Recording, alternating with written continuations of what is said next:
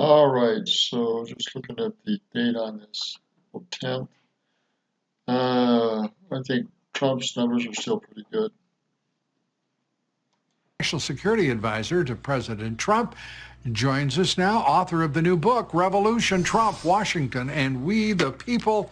KT, great to have you with us. We commend your book highly to all for their purchase and perusal.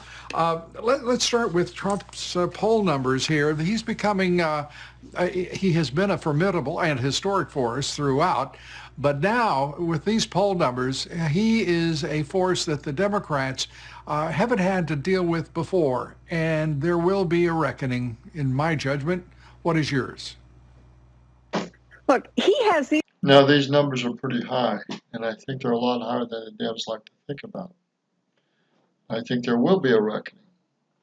These kind of approval numbers from the American people, and that's in spite of the fact that he has 100% disapproval ratings from the media, right, from the partisan Washington press corps. But to me, Lou, there's an even more important statistic to look at, and numbers, is Fox News is the only network really that's showing these press conferences in their entirety. The other network, cable news networks, they're not showing them at all. What do they have instead? A bunch of sort of angry little, bitter little ankle biters who are sitting around bitching about Trump. So if you're an American, who do you want to watch? You want to watch the network that's showing, that's telling you information that's going to save your family? Or do you want to tune in to the bitter little angry ankle biters who are bitching about Trump? I mean, come on, it's common sense. Any family in America wants to see what's going on and hearing it straight from not only the president, but the officials and the people who are dealing with it on a minute-by-minute basis. I have to say, I love the language you've chosen, and I couldn't disagree with a single word or letter. This president is now being well. I love the idea that there is a group. There are several groups of obviously superior intellects and forces of nature in their own right, operating in journalism, who condescend to give the president great counsel. Things.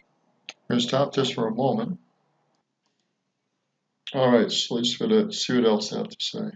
Saying things like, don't use Twitter, for goodness sake. Don't use social media. That diminishes our relevance and enhances your own base and the base's understanding of what you're doing. Don't speak truth, as he does. These are the same people who didn't want him to, in any way, participate in his own press conferences on the coronavirus.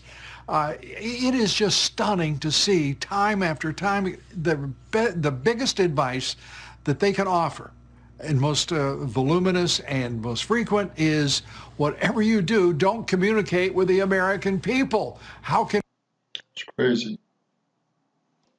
All right, let's resume this. It is crazy, and there's going to be a backlash. I believe Congress will be taken over in November in a big way, and I think that there's going to be a lot of problems solved by taking back over Congress.